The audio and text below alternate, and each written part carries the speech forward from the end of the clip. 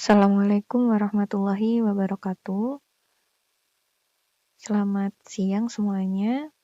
Pada praktikum basis data minggu ini di hari Jumat ya, kita akan melanjutkan praktikum basis data minggu lalu. Kita akan melanjutkan normalisasi bentuk ketiga ya, setelah kita sudah belajar dari UNF, kemudian kita ubah menjadi normalisasi bentuk 1 atau 1NF, kemudian kita ke normalisasi 2NF, terus kita akan melanjutkannya ke normalisasi bentuk ketiga atau 3NF. Jadi perlu diketahui bahwa di 3NF ini sudah tidak mengandung dependensi transitif ya. Nah, untuk contohnya masih sama di normalisasi kedua 2NF ini, di mana di 2NF ini ada dependensi transitif ya, di mana ada Z, kemudian Y dan X ya. Z ini memiliki dependensi fungsional terhadap Y, kemudian Y memiliki dependensi fungsional terhadap X. Jadi ada 3 ya di sini.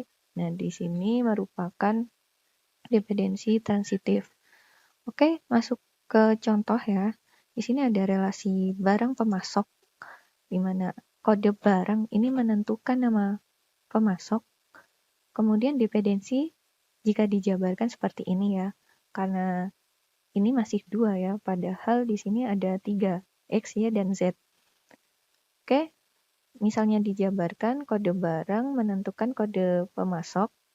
Nah, kode pemasok menentukan nama pemasok. Jika disimpulkan, kode barang ini akan menentukan kode pemasok dan juga kode pemasok ini akan menentukan nama pemasok. Oke, berangkat dari sini, dependensi transitif, kita lanjut ke normalisasi 3NF. Nah, di sini 3NF bentuk normal ketiga adalah suatu keadaan yang mensyaratkan bahwa relasi harus sudah berada dalam bentuk normal kedua dan tidak mengandung dependensi transitif. Itu artinya dari 2NF ini kita dapatkan seperti ini ya, dependensi transitif, kode barang, kemudian menentukan kode pemasok, dan kode pemasok menentukan nama pemasok.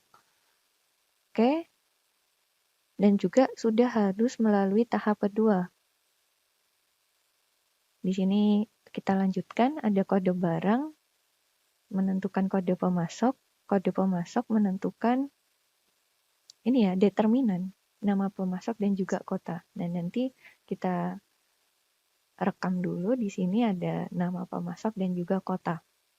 Oke, masuk kita ke aturan pembentukan normalisasi 3NF ya. Di sini ada 2 poin ya. Kita akan mendekomposisi relasi yang mengandung dependensi transitif sebagai berikut. Oke, yang pertama bentuk relasi yang mewakili dependensi fungsional yang tidak melibatkan primary key dalam relasi semula. Kemudian determinannya menjadi primary key relasi yang dibentuk. Jadi ketika nanti kita akan memecah menjadi 2 relasi, kunci primer atau primary key yang sudah ditentukan di relasi yang pertama tadi, kita akan adopsi ke relasi baru nanti yang akan dibentuk. Oke, poin kedua, di sini ada bentuk relasi yang berisi primary key, relasi semula, kemudian pindahkan semua atribut-atribut bukan kunci primer, bukan primary key, yang bergantung pada primary key tetapi tidak bergantung pada determinan lain ke relasi tersebut. Jadi kita tadi sudah ada determinan nama pemasok dan juga kota. Nah, di sini kita akan memindahkan semua atribut yang bukan primary key, dan primary key-nya itu, di mana atribut bukan primary key itu bergantung pada primary key. Jadi kita tadi sudah ada primary key-nya misalnya di kode barang ya. Kode barang. Nah, di sini kode barang misalnya kita akan membentuk suatu relasi baru. Berarti di dalam tabel barang kita akan memindahkan semua atribut bukan kunci primer ya, berarti bukan kode barang yang bergantung pada kunci primary key. Jadi di sini di tabel barang ada, kita bisa lihat di sini untuk pemecahannya. Oke, kita lanjutkan. Ketika kita menentukan kode barang itu sebagai primary key, nah selain primary key tersebut ada atribut lain yang bergantung pada kode barang, nah itu yang akan dipindah, tetapi tidak bergantung pada determinan lain ke relasi tersebut. Oke. Kemudian jadikan atribut yang menjadi primary key relasi semula sebagai primary key relasi baru. Kemudian atribut yang berasal dari determinan yang menjadi perantara dalam dependensi transitif akan bertindak sebagai kunci asing. Oke, kita lihat ke sini aturannya ya, aturan dalam membentuk normal ketiga, 3NF. Di sini ada suatu relasi A, B, C ya. Kemudian kita tentukan primary key-nya. Primary key-nya adalah A gitu ya. Kemudian di sini ada penjelasan bahwa B itu menentukan C. Oke, berangkat dari sini, maka relasi R dapat digantikan dengan dua relasi, R1 dan R2 dengan bentuk sebagai berikut. Sesuai dengan aturan tadi ya, di sini R1 adalah B dan C, sehingga kunci primernya adalah B. Jika masih bingung, kita bisa artikan di sini lanjutan dari 2NF yang contohnya itu ada kode barang, yaitu A, kemudian kode pemasok, yaitu B, dan kemudian C itu adalah determinannya, kota dan nama pemasok. Bisa dilihat ya di sini ya. Di sini. Nah, di sini merupakan determinan. Oke, kita lanjut. Nah, misalnya saja di sini kode barang A, kemudian kode pemasok itu B, dan C itu adalah determinannya berupa nama pemasok dan juga kota. Kita tentukan di sini. Primary key-nya adalah A, kode barang. Sehingga di sini didapatkan nama pemasok, kode pemasok menentukan nama pemasok dan juga kota. Oke, kita akan memecahnya menjadi dua relasi ya. Akan memecah menjadi dua relasi. Misalnya ada R1 dan juga R2. Oke, sesuai dengan aturannya tadi, R1 ini berisikan B dan juga C. Kenapa? Karena di awalnya ini primary key-nya adalah A. Padahal di aturannya tadi di poin pertama di poin kedua kita. Nah, di sini B dan C itu tidak bergantung pada A ya, sehingga nanti dipindah begitu untuk dibentuk relasi baru. Tetapi di B dan C ini tidak memiliki ketergantungan ya terhadap determinan lain di relasi tersebut. Oke, lanjut saja. Nah, oke. Di sini di R2 ada A, B. Bagaimana caranya? Kita sudah dapatkan tadi yang pertama itu adalah di sini primary key-nya adalah A, sehingga diturunkan di sini A. Dan juga B tadi dimasukkan ke relasi yang kedua, sehingga di sini B itu merupakan foreign key. Oke, didapatkannya sehingga menjadi seperti ini ya. Pemasok, tabel pemasok, dan juga barang. Di tabel pemasok ada kode pemasok, kemudian nama pemasok, dan kota. Kemudian di tabel barang ada kode barang, nama barang, harga, kemudian kode pemasok, tanggal pengajuan, from, mahasiswa, lamaran, bebas biaya, bebas bayar, di mana lamaran bebas bayar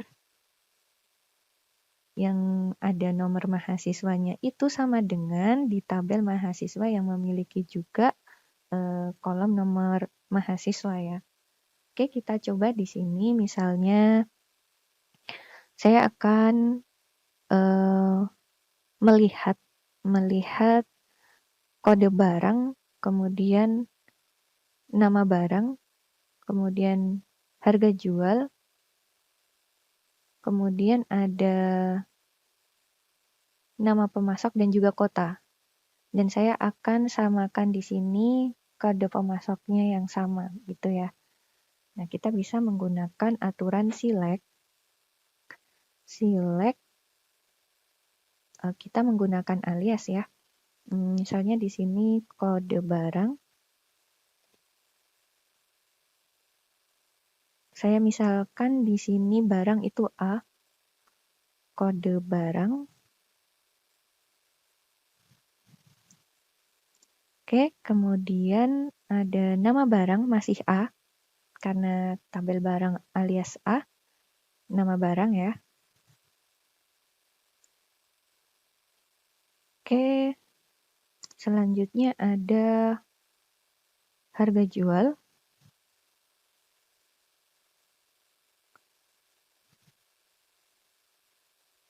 Kemudian ada nama pemasok, harga jual. Di sini saya kasih A, dia masih di tabel barang. Kemudian kita masuk ke tabel pemasok yang saya aliaskan B ya. B, nama pemasok.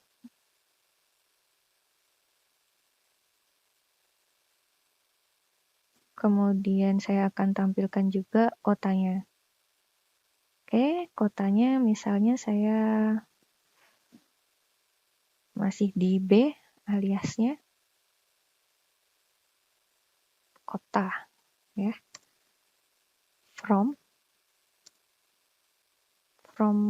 barang A, kemudian pemasok B.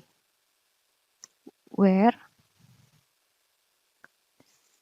namanya itu yang kode pemasoknya sama, berarti di sini A kode pemasok sama dengan B kode pemasok.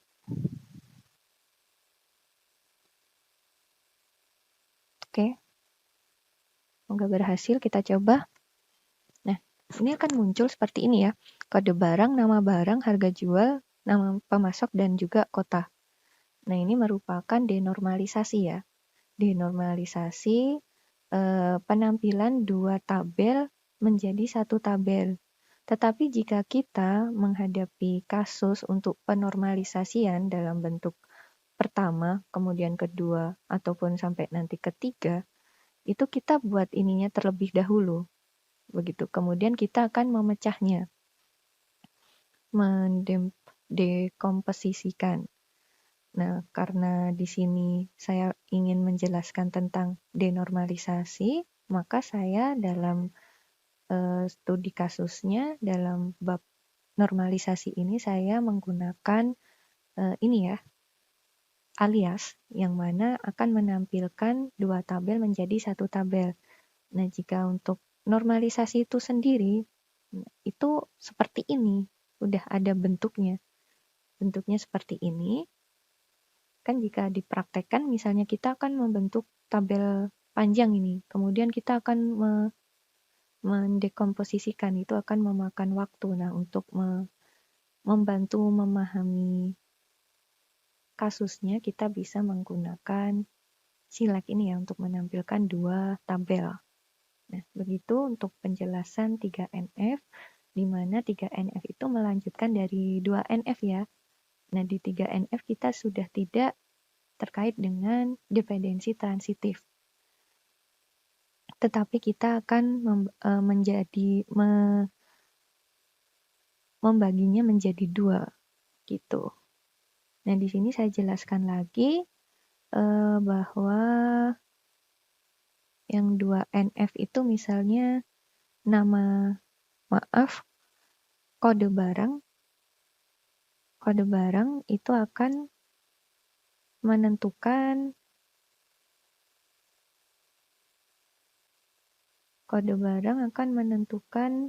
kode pemasok.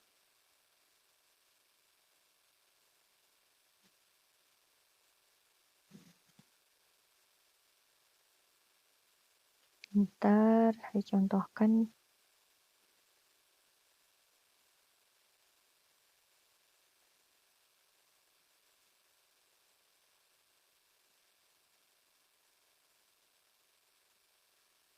Saya ketik lagi ada.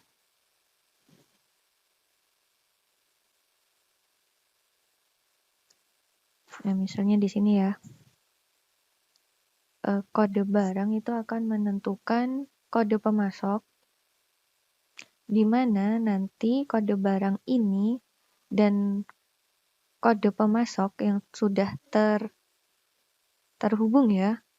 Maksudnya di sini kode barang menentukan kode pemasok, kemudian kode pemasok nantinya akan menentukan nama pemasok dan juga kota. Begitu cara pemecahannya. Itu dari 2NF, kemudian nama pemasok dan kota ini kita dijadikan determinan sesuai dengan aturannya tadi ya, bahwa kita akan memecah dari tabel barang ini, kita tentukan primary key-nya misalnya kode barang, kemudian kita akan memindahkan atribut-atribut yang non-primary key, yang bergantung pada primary key, ke relasi baru ya. Ke relasi baru, kemudian didapatkan seperti ini. Sebentar, saya contohkan misalnya di sini tadi kita akan memindahkan nama barang dan juga harga jual ya.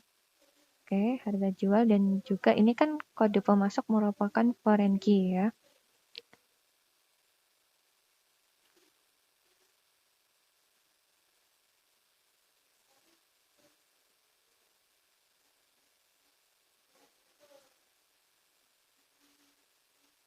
Oke, jadi di sini nanti ada select pemasok. Oke, select pemasok ini bentuk ketiganya ada ini ya. Ada kode pemasok, nama pemasok, dan juga kota. Kemudian untuk barangnya akan menjadi kode barang, nama barang, harga jual, kode pemasok. Nah, untuk yang pertama sebenarnya itu yang tadi yang penggabungan itu. Tanpa kita harus menggunakan select. Jadi untuk langkahnya dalam normalisasi, kita tuh membuat tabel seperti penggabungan ini ya. Bukan yang satu-satu begini. Karena jika kita sudah masuk ke bentuk kedua dan ketiga, kita akan memecahnya gitu ya. Jadi teman-teman harus membuatnya seperti ini terlebih dahulu. Nah, jika misalnya pengen cepat, efisien gitu, bisa menggunakan select gini ya, dengan alias yang menggabungkan dua barang. Tapi teman-teman harus membuat dua tabel barang terlebih dahulu. Itu artinya teman-teman harus ada coretan ya di kertas bahwa bentuk ketiganya akan menjadi pemasok dengan atribut kode pemasok, nama pemasok, kota. Kemudian di tabel barang ada kode barang, nama barang, harga, dan juga kode pemasok. Nah, untuk yang benarnya kita harus membuat seperti ini. Nah, tapi kalau membuat seperti ini kan lama ya. Lama, jadi teman-teman juga harus tetap dipahami kalau misalnya mau langsung membuat dua tabel kemudian dijadikan satu seperti ini. Oke, semoga bisa dipahami terkait dengan 3NF ini. Saya cukupkan sekian. Maaf bila ada kesalahan atau informasi yang kurang jelas, dan nanti bisa ditanyakan di pertemuan selanjutnya.